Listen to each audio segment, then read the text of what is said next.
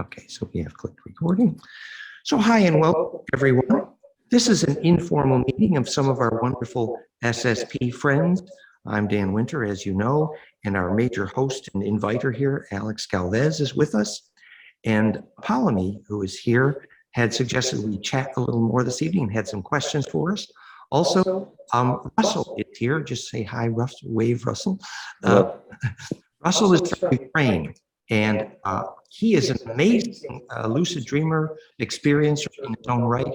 And specifically, we're contemplating a series of courses on how to make lucid dreaming empowering and to take control of lucid dreaming, especially when there's abductions and interventions and you need to be empowered.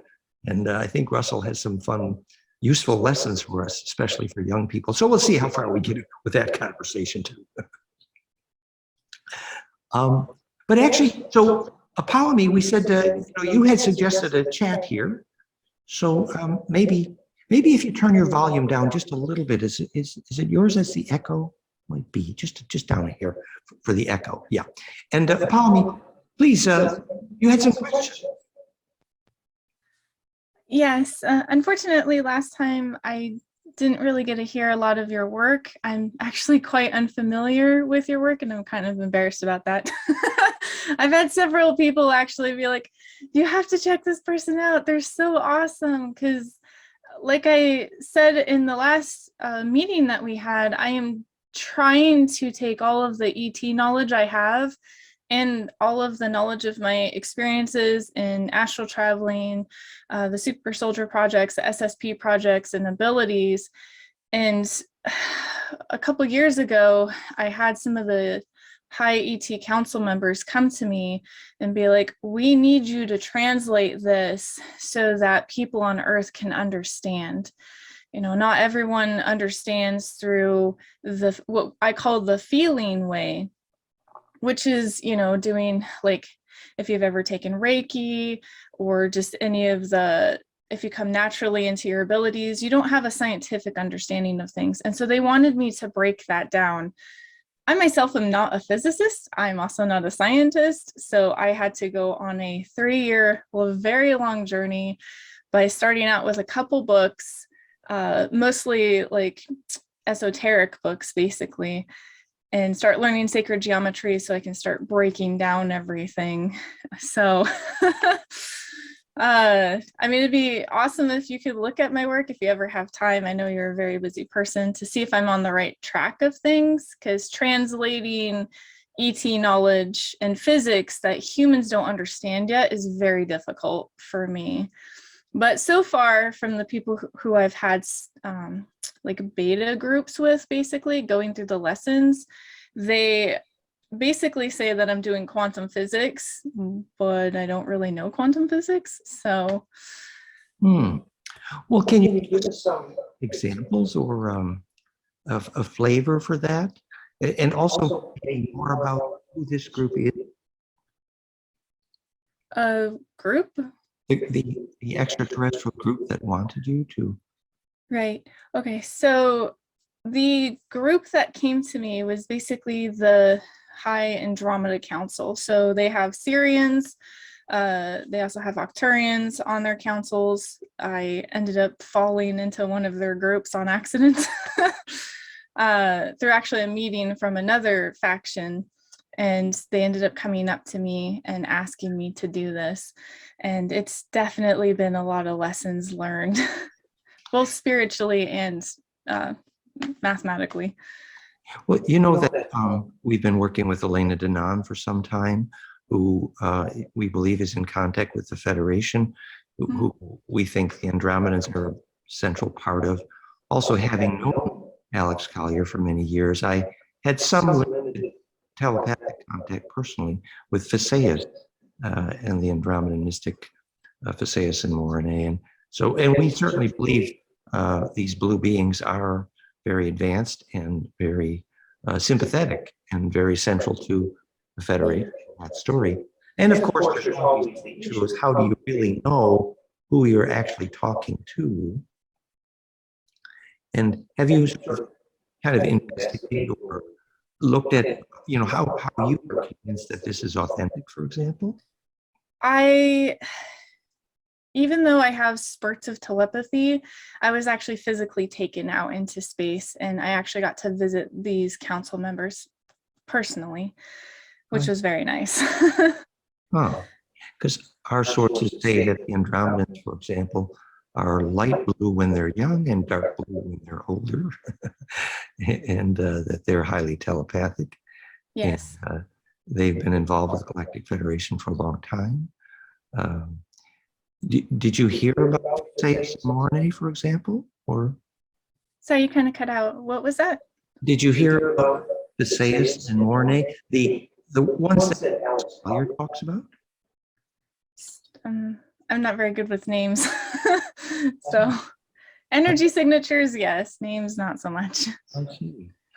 So have you written about what you've heard from them, or is there a website? Or I haven't posted too much of everything just because, I did have contracts. I wasn't entirely allowed to speak about certain things. I did have a group called Ascension Rising for about 3 years, since about 2008, that I was doing video talkings of like what the Ascension was and how to go about it on certain things. And it's basically just things that the ET Council would allow me to talk about on their behalf on certain things, as well as the Starseed Council, which is not one of Earth, that I also have a faction orientation with. so what you thought that I could help would be you were going to send me some samples of this? Is that the idea, to take a look at? If you want to. I don't want to be like, oh, here, have this, I'm the physics guy here. I don't claim to be an expert physicist, but I've developed a theory of propulsion and energy and Stargate physics based on longitudinal interferometry. And I definitely have some opinions about advanced physics here. And so I'd be intrigued, obviously. And if there's something, profound there, I'm excited. Sure, that's great. So please do, you could send it to info@fractalfield.com or, through Alex, either way. And it occurs to me actually that in terms of the theme of what we wanted to talk about, one thing we hope to chat about tonight in terms of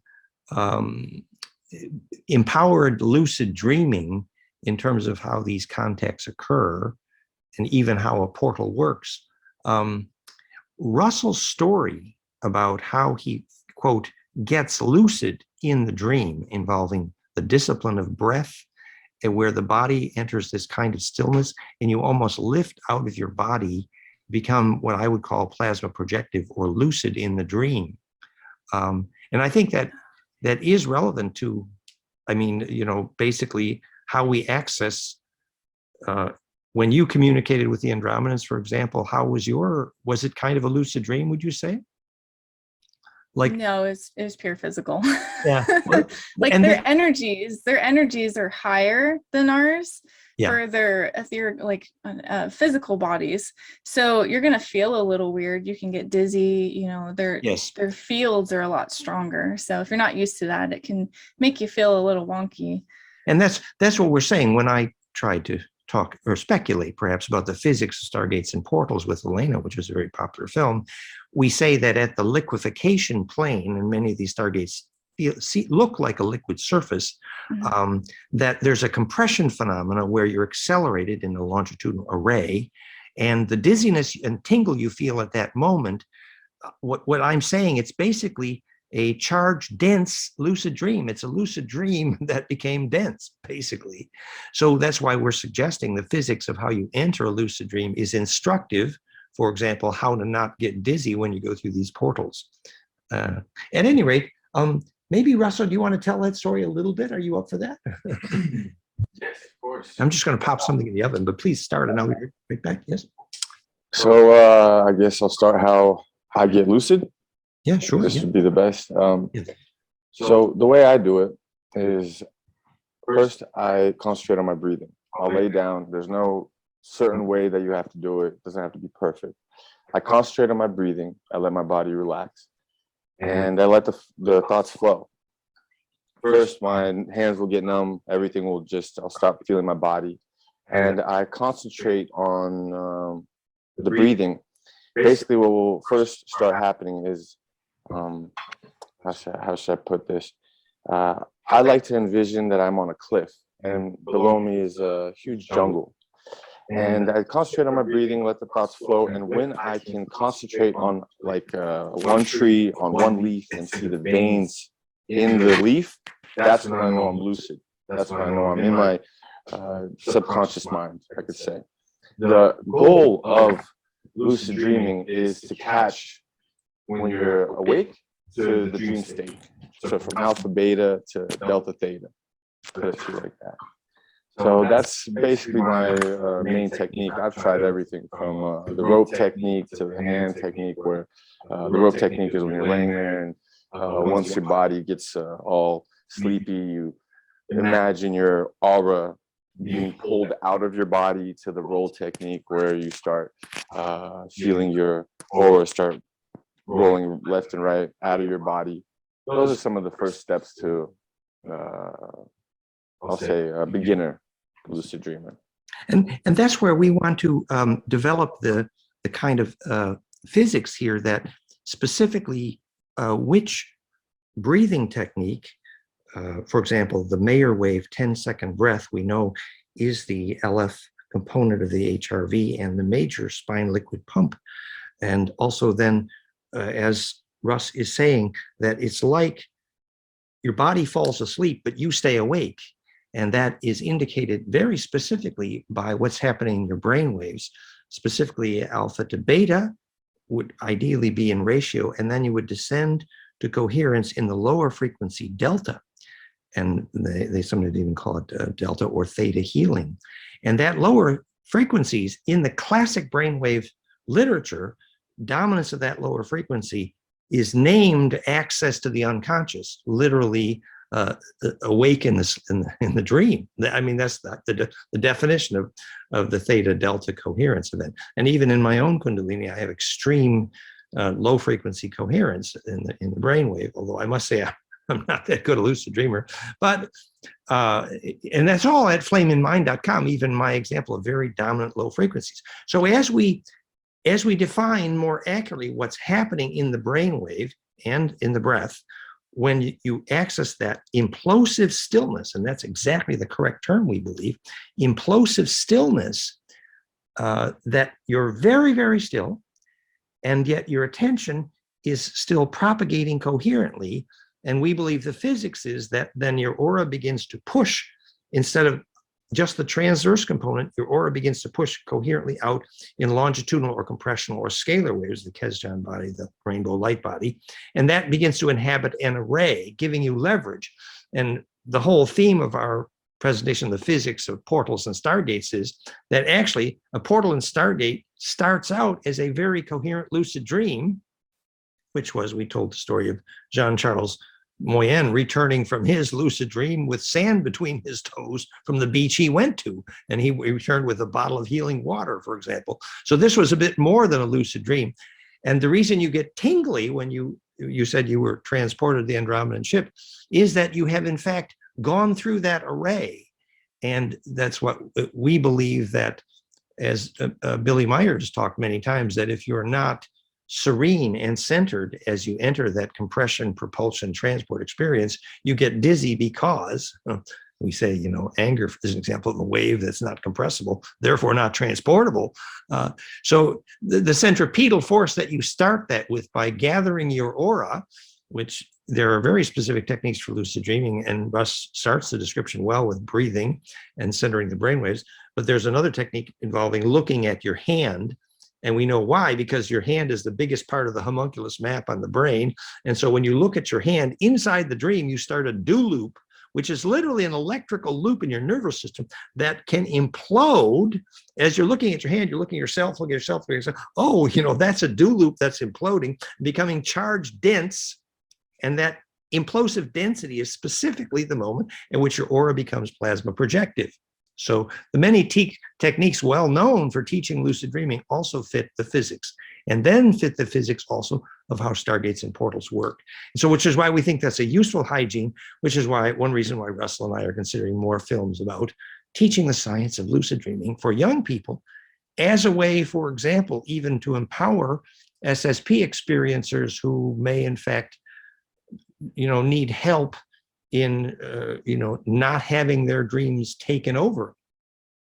And maybe even the next step of this conversation, I've talked too much here already, but does anybody have any comments about, and Russ even, about how you use this technique to then take control of your dreaming, especially, for example, if somebody else is messing with you? Well, I would like to mention that with these types of techniques, by raising your vibration, getting more acquainted with your aura, with your subconscious mind, you can break out of MK Ultra programming, out of any type of things that are clogging your brain waves and you being the best you can be. So I guess this is a very powerful technique for everybody to get used to. Apollymi, you've had a different experience around that, yes? So I've been in the program since I was 5, and they are very good at figuring out what makes us tick and what our abilities are, and they constantly are making tech, dimensional tech also, to get around our abilities. Right now, I have 2 augments in me that are actually attached to my brain, the pineal gland and the thymus. And every single time I even start to raise my vibrations, it sends a shock throughout those glands. So it becomes very difficult to really do anything. And we're not talking like a small zap teaser, like it actually messes with my entire brain functions, like my heart will stop. So yeah, it's. And can you say more about, kind of like who the bad guys were in this case? Who was zapping you, or what the agenda was? So good guys and bad guys are a point of view, I've learned. Of course. And I am in quite a bit of programs that actually like contradict each other for factions. So one faction is trying to do one thing and one faction is trying to do another thing, and they like to just make my life a living miserable. But like some of them don't like the technology in me, and they do their best to make sure that I'm somewhat comfortable. But like if I start talking too much about certain subjects, or if I start relaying too much information, I'll usually get like that warning zap. And I, as a kid and as a teenager, I've learned to kind of shield my aura and create like a shield field, basically, where either the frequencies bounce off or they just can't send. But for that. In terms of making this into a happily ever after for kids, it would some kick butt shamanic skill maybe be helpful here, or? I have done everything underneath the sun that I possibly could. I've gone rogue to these factions. I have literally been completely disobedient. I've killed people in their factions for even touching me. So it's, like I said, my contracts are very complicated because a lot of them were made before I even got a physical body here by people who had control over me beforehand, apparently. So they must have wanted you because you were pretty psychokinetic or something. Yeah, I have memories from being laid down here because I wasn't actually born down here. Again, I phased through a door and I've had that similarity as well. A couple of years ago, there was a lot of activity happening and I would be holding butter knives or door handles, and I actually punched through my brother sparring. And he's just said that it was like very cold, very icy, and to never do that again because it felt really weird. And if the Andromedans had some way selected or communicated, if that was real, my view would be the Andromedans are very advanced and sophisticated and able to choose the right people. That would be my guess, actually, meaning that connection should be elevating, I would think. Yeah, they've been super nice, and they have eliminated some of my contracts for the High Council. They ended up getting some of my contracts that were falsely signed, which I was under MK Ultra or mind manipulation when signing those. So they got rid of quite a bit. They just can't get rid of some of them because the people who have my contracts still own quite a bit of my DNA. And by ET law, they can't, unfortunately, do anything. And do you agree with Elena Denon that the Federation, led by the Andromedans, has basically kicked most of the negative ETs out of here? I mean, do you agree? It's not just the Andromedans. I know they take a lot of credit. Well, yeah, but the there are many, many factions who are backing them. And it started out in the universe. A lot of the Dark Draco Queens ended up getting basically subdued and persecuted. And then from there, the fall of the Dark Fleet and the Dark Draco Kingdoms happened. And Earth is pretty much their last stand. Yeah, well, and that kind of fits both the Pleiadian and the Andromedan version of galactic history.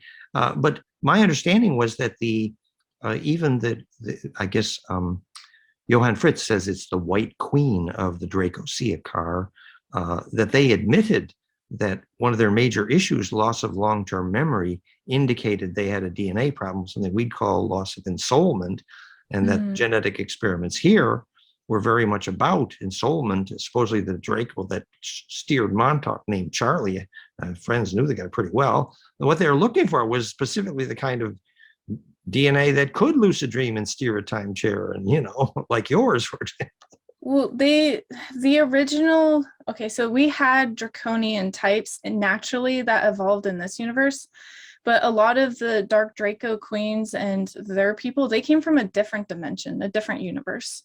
So their frequencies lowered in vibration. They actually came from a higher harmonics than this one.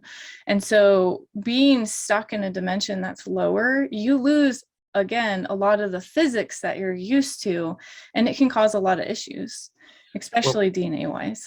We understood they came through the major star gate in Orion, and that they did come from elsewhere, but that basically somewhere in the process, they did lose much of their long-term memory, and some of their genetics experiments with us, for example, when they used the Greys to find the lucid dreamers, the indigenous people in the abductions, they were looking for the kind of DNA that could steer time, and so that basically means, although that you may have gotten stepped on the process, you did have something they need, that's rather interesting, isn't it? Maybe other people have a comment here. Eventually we want to make more film about the galactic history, and it feels that you have a piece. Maybe we should get you and Johann Fritz, Will Nutter on, and he had a personal encounter with the White Queen of the Draco and survived to tell the story. I find it impressive.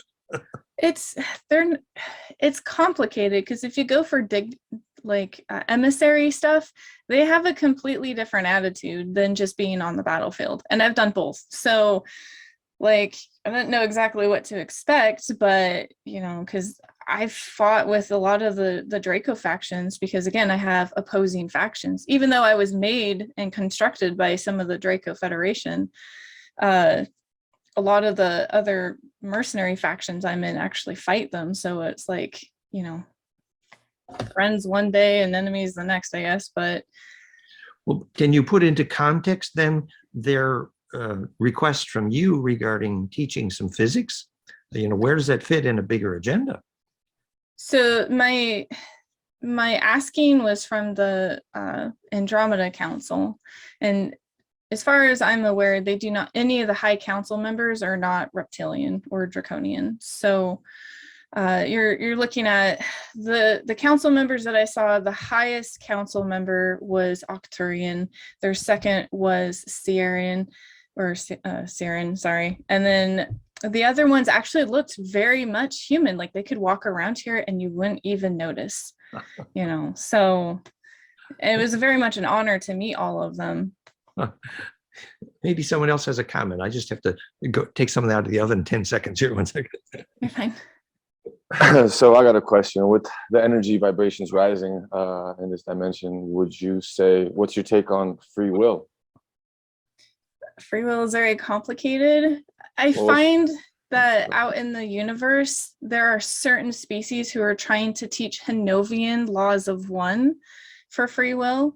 And in Hanova, you can't even sneeze on someone without getting disciplined by source. But here, because it's a beta universe, which means a lot of things go that the laws of one cannot punish to certain extents anyway. There's always base laws. this is a free will universe, which means you have the free will to do whatever you want to other people, but they also have the free will to do it to you. And I know that seems backwards in humans' head, but you know, in Hanova, it's not a free will universe. You do not have the free will to go and just, you know, kill someone because you will get punished. In To the Hanova? point, In- yeah. What's Hanova? Hanova is Central Universe. It is the very first universe made to make the multiverse. That's where Source is from. And where did you get that name from? I actually was created in Hanova, and I actually came over to this universe for a job. So, Can you spell that word? oh my goodness. Okay. What? Hanova. And does any of that story fit with Elena Danaan and other stories, including that I've worked on, about the Nine and the Supergalactic Federation and the return of the Cedar races and advanced intelligent plasma beings and that story at all? Or? I don't know anything about that, and I don't know those names. I'm kind of a hermit. Well, the story was that what the impulse behind Enki Thoth, which Anton Parks called Kiristu or Kadistu, which we call the advanced galactic core cultures or the cedar cultures, intending to seed advancement in the humanoid species, basically have returned to kind of shepherd the arrival of the human race into a galactic culture. And it fit the Thoth story. So you haven't looked at any of that material, Elena Danaan, the Nine, or only Planet of Choice book? Interesting. Because, you know, it's valuable that you have a perspective on galactic history. That's very useful. Very few people have even any sense of that at all. So the fact that you do might be nice for you to do some comparing here. Let's compare notes. I find it useful. So Alex, what do you think? Oh, it's wonderful to have this. I call it a solution council, SOUL, solution councils. Down here. Yeah. I'd love to hear from.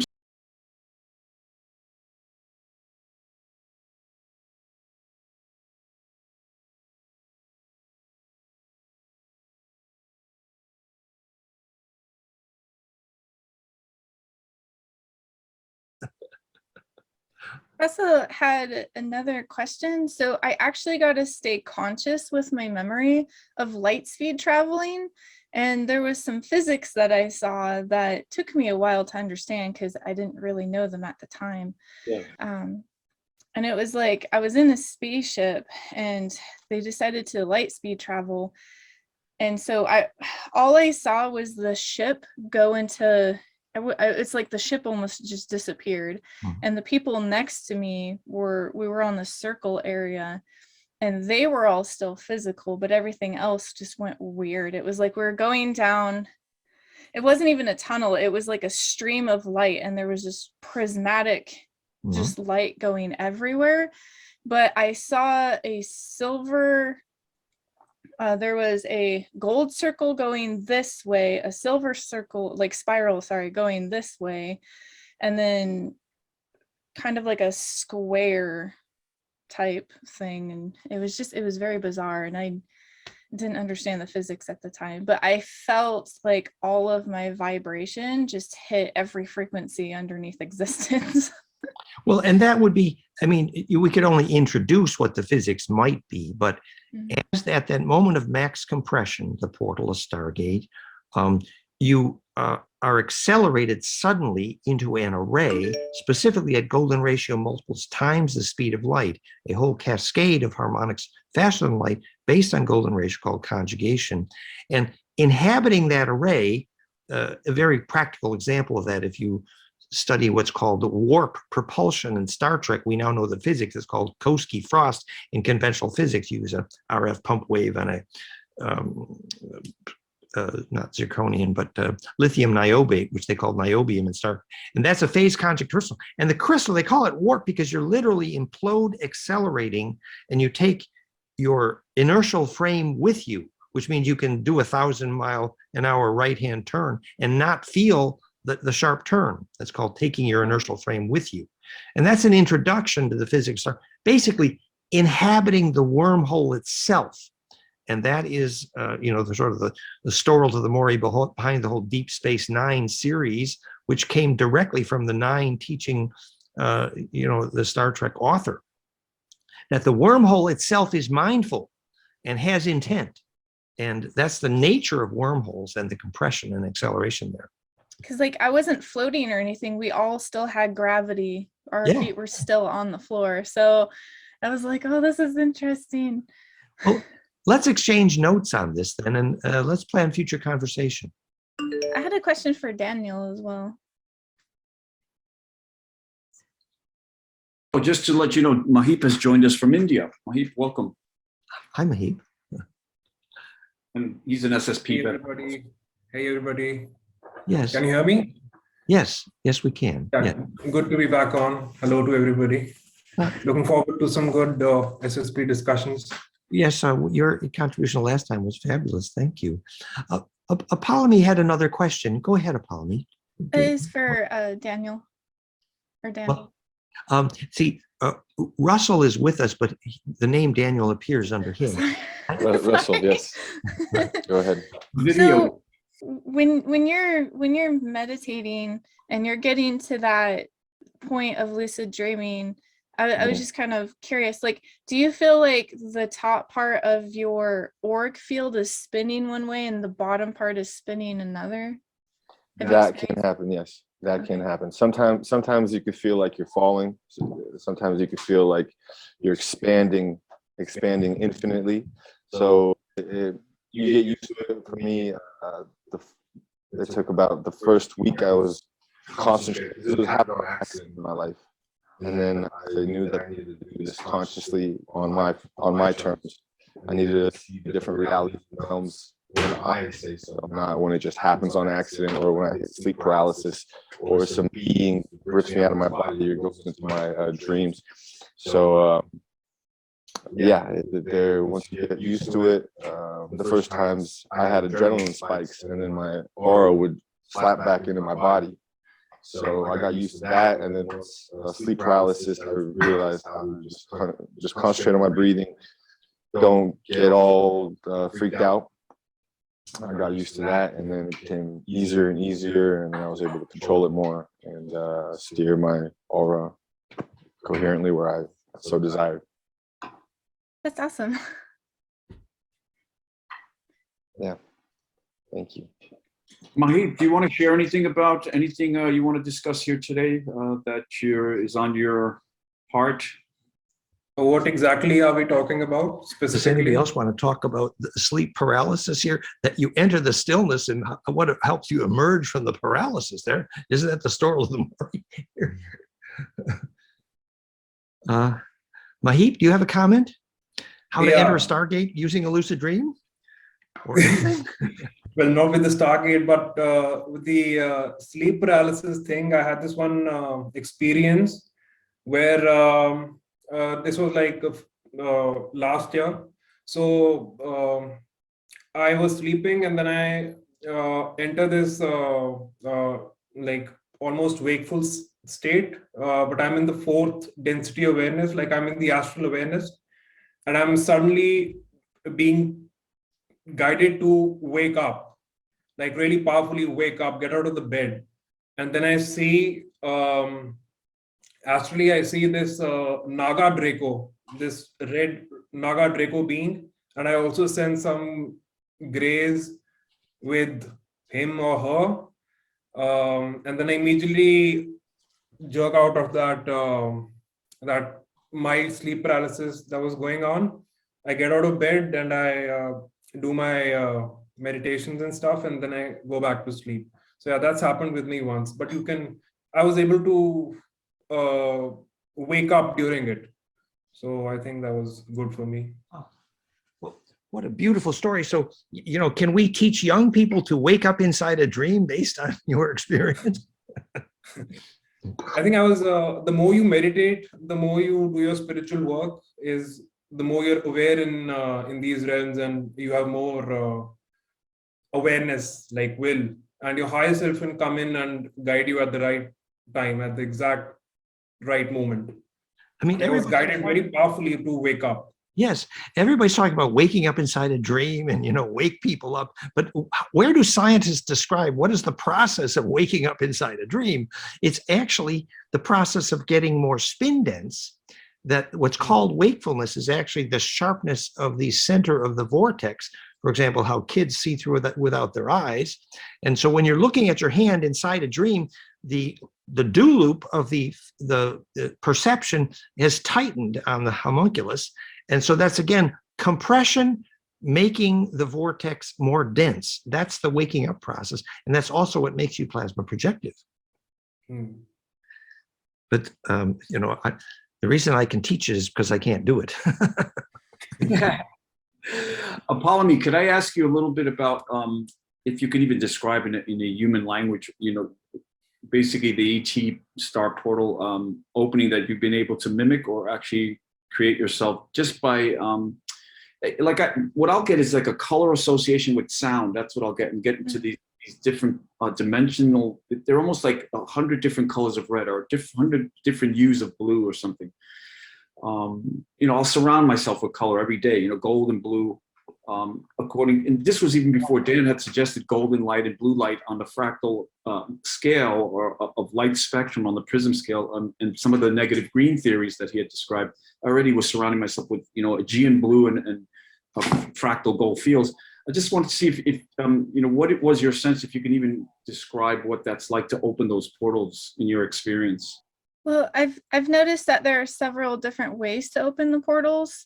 Some people use water and frequency.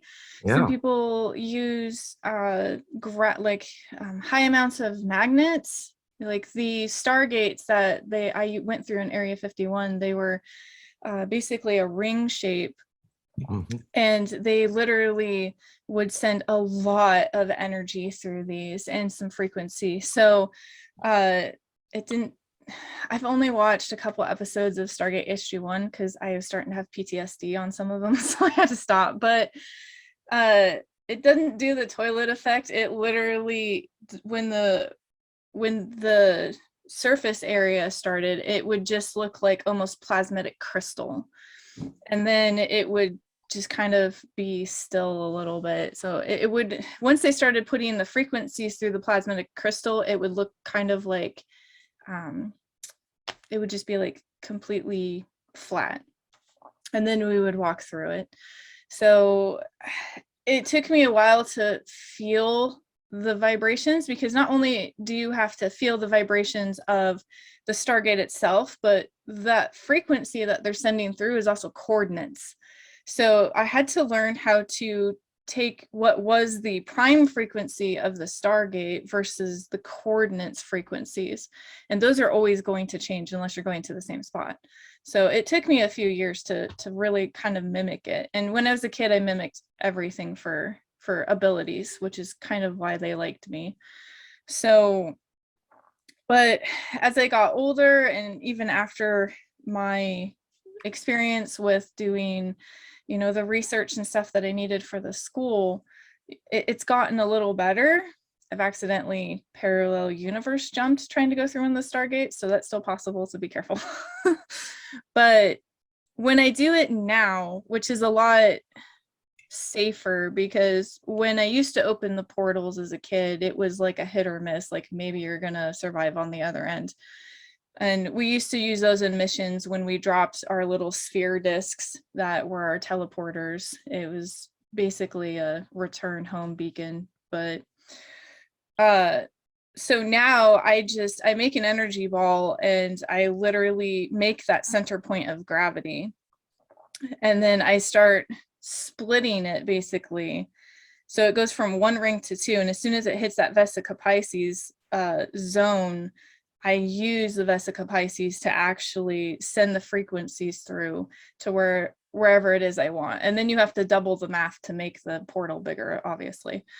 So once you're at that point and you send the frequencies, which can just be feeling, because all of your emotions, all of your thoughts have frequency, and then you just kind of go through. It takes a lot of energy though, and I cannot do it here with my suit and augments on.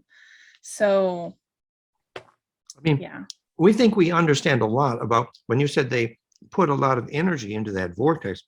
Mm. For example, we think we understand even how a magnetic array could create the beginning of a vortex portal, because as it becomes dense enough, if the convergence lines, what we call conjugate, which is the hypercube of the Ophanim Enochian in the movie Stargate, the conjugate point is where the implosive compression becomes acceleration, and that can be achieved optically or magnetically.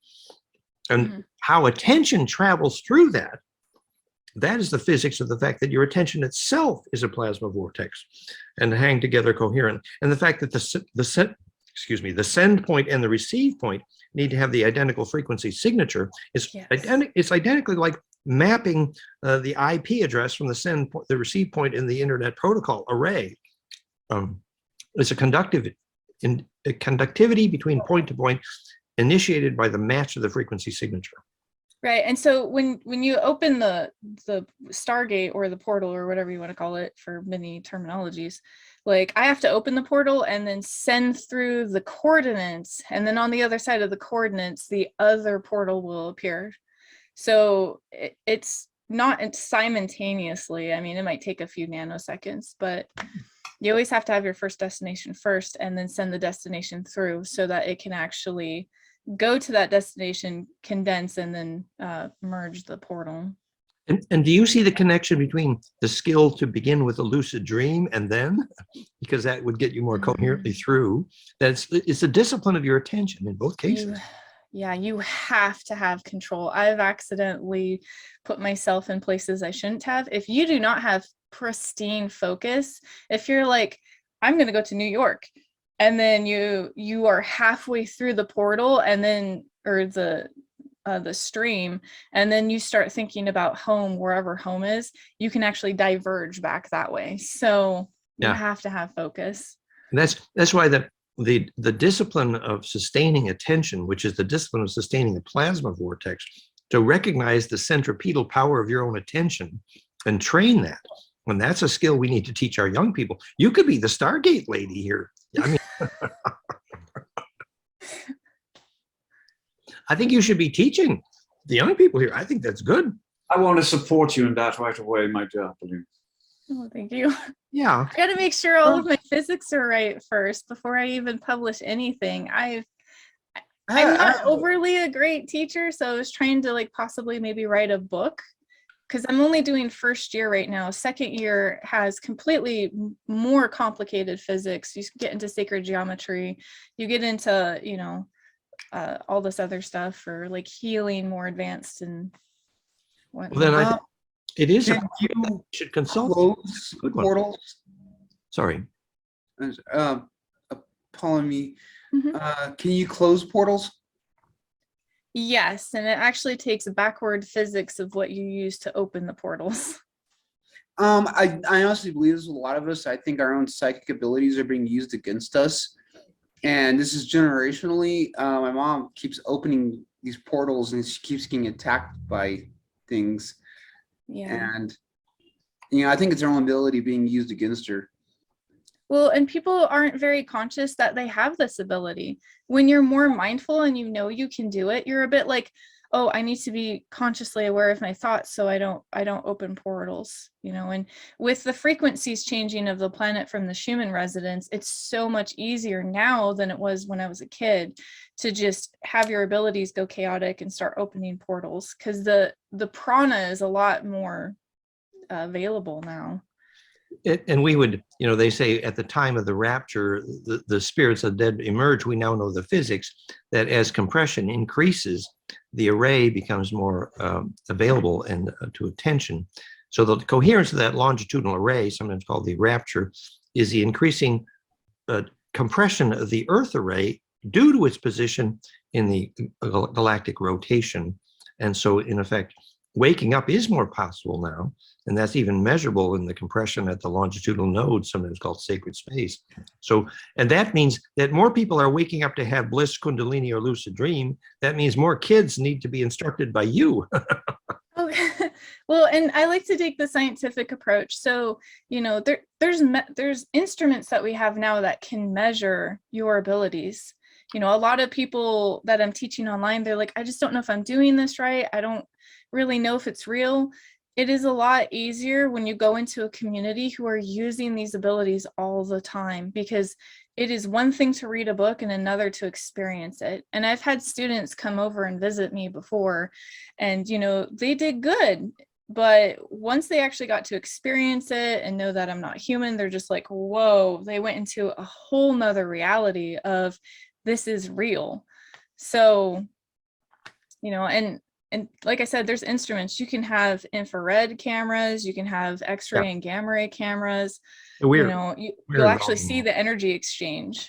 Yes, the way that Karatka, for example, measured where the ghosts go after death, the ghost measurement physics, they use some infrared, they use heat sensors, and we're personally very expert at brainwave analysis and GDV analysis. So indeed, we could maybe help you in some of those regards. I think that would be amazing.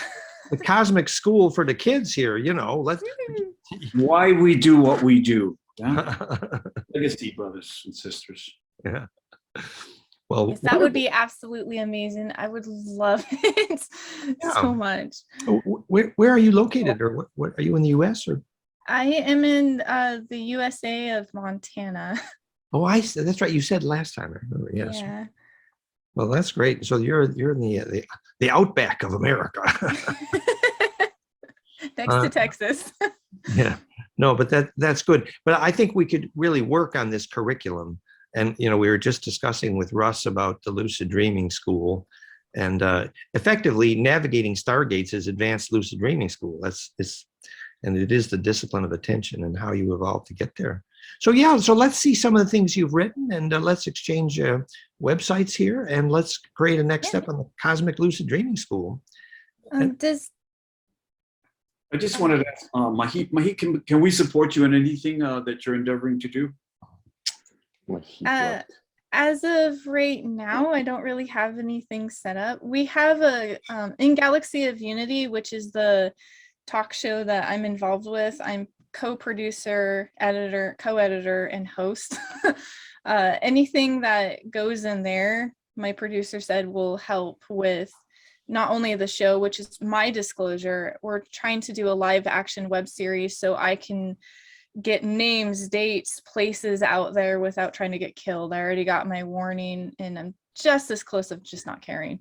So, you know, because it needs to get out there, and they've been hard pressing me. I talked to this lady who was, her dad works at Area 51, and that night, because I had actually told her my true project number for the very first one that I was in as a child and still am, I ended up in a meeting with a lot of high official military as soon as I went to base. So it was interesting. Due to my financial situation, I cannot take donations because I will get exempt from my financial situation, but we are also trying to, I have to talk to my other friend who wants to help me with the school. Maybe he can help me get a donation page set up specifically for the school. Have you considered doing a 503c? Like basically, yeah, like, go ahead, yeah. Yeah, we have considered that, and it's still a possibility in the making, depending on how many people want to join. Right now, my material uses a lot of other references because I'm not very good at English, let alone putting writing together. So I use YouTube references and book references, and there's no way that I could use all those without putting it into my own words, and that's like a lawsuit waiting to happen, which is why I do first year free and second year is going to be kind of paid. Oop. So you know that Russ, who's with us here, is an expert on what's called NFT, non-fungible tokens, which is a way of monetizing, for example, courses, art, intellectual property and things, which is a very creative and crypto-based way, particularly where you have some network and some fame. And we're planning to do a pretty advanced NFT launch involving the sacred geometry circles with the sacred geometry tools, all our websites, Stefan Guven and Patrick, our biofeedback programmer.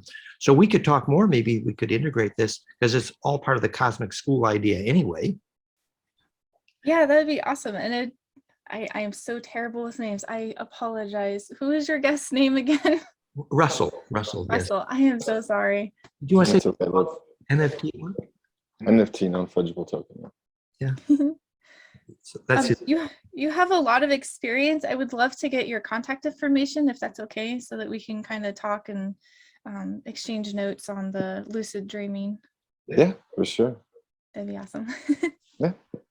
You know, it's my feeling that, you know, the more we teach this to, you know, lay people or civilians, or even people that, you know that they're awakened, they've even probably experienced a lot of different levels of either the programs or their own consciousness opening to all these higher levels of essence codes that are coming into them, and aware of it, that this is a valuable way to teach them to actually manifest portals, even just of prosperity, you know, auspiciousness, right, health, and huge communities that we can align to actually shift the timelines into our favor for positive timelines and higher evolution of the planet.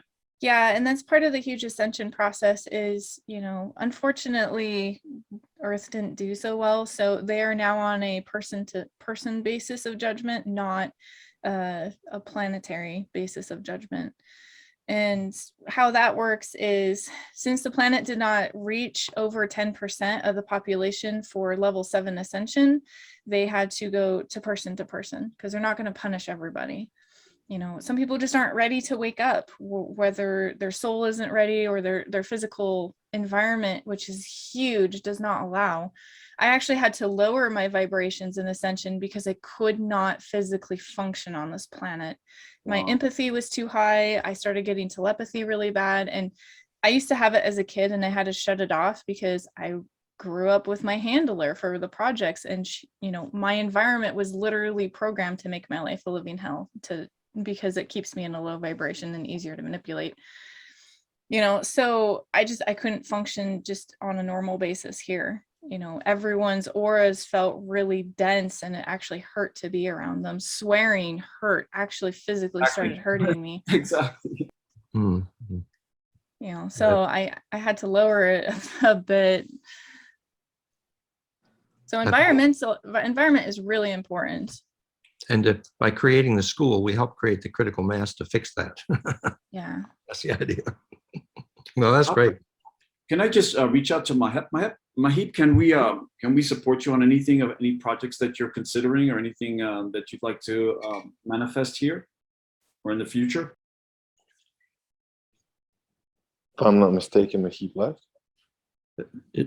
I think Mahip may not be with us here, is he? Yeah, he left. Oh, he left. Okay.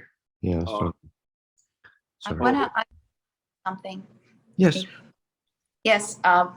You know, I've been in intermingled into this planetary ascension last 35 years. Mm-hmm.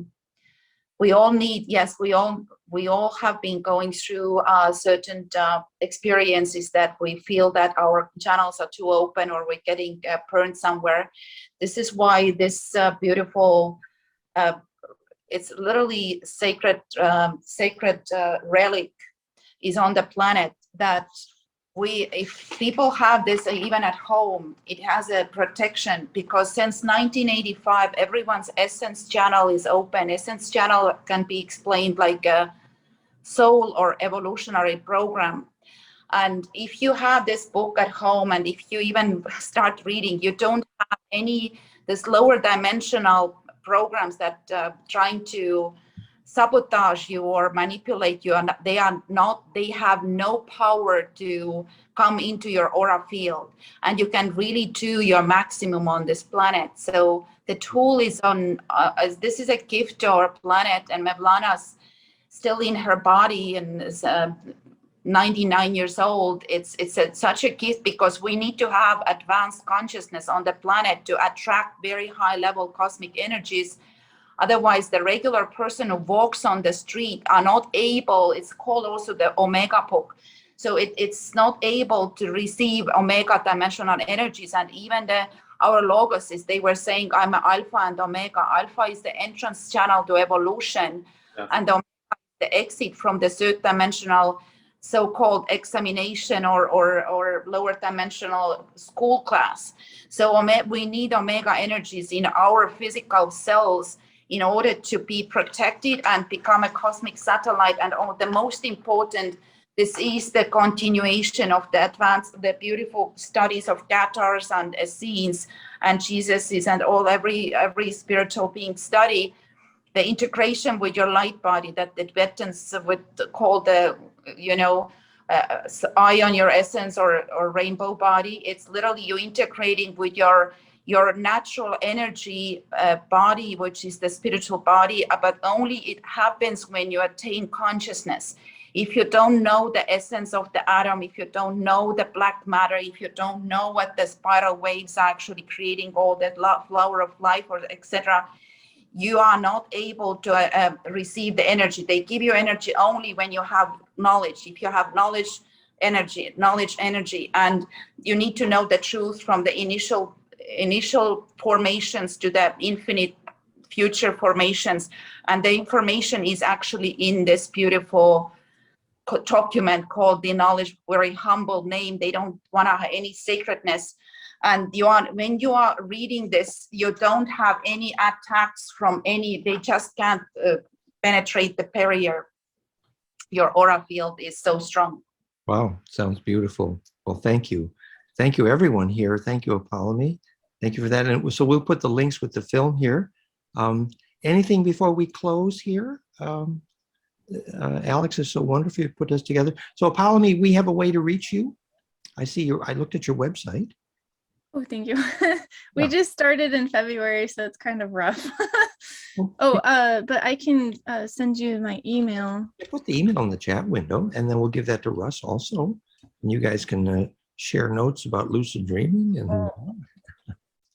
And also just about the lucid dreaming, when you carry those frequencies in your physical cells, in your body, in your consciousness is awakened. Every night time you actually leave your astral, you leave the body, you go to astral travel. You are conscious, you can be in the Cosmos Federation meetings. If they are very advanced, they wipe your memory because you can't have access on the daytime. There's a close 2 hour third dimension, then you remember something that you need to remember. Then when you have conscious communication, there are certain code ciphers to actually access to the certain territories. You are given those code ciphers, so you are consciously enter. And when you go to sleep, there are certain statements you do. You have this like a code cipher to access to the certain. You are consciously communicating. You're just not lucid dreaming. You are there with the entirety. And when you come back, you just, they open up your world consciousness here because you need the operation in the world, but you don't operate anymore within your consciousness with your worldly consciousness. So it's an amazing thing. Wow. That would make sense why sometimes I have full memories of the ET meetings for the councils and sometimes I don't.